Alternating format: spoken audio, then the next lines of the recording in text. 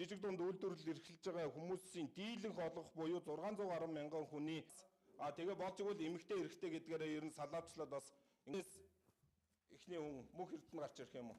За эндээс гарч иж байгаа юм.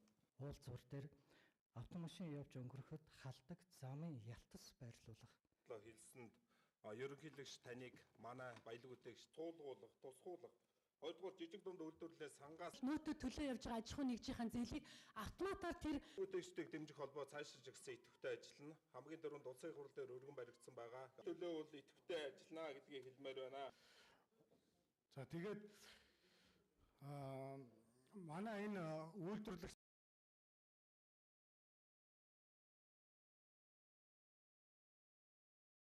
За оюутал буюу Монголд үйлдвэрлэсэн барааг ноолоор болон оюмл бүтээгдэхүүн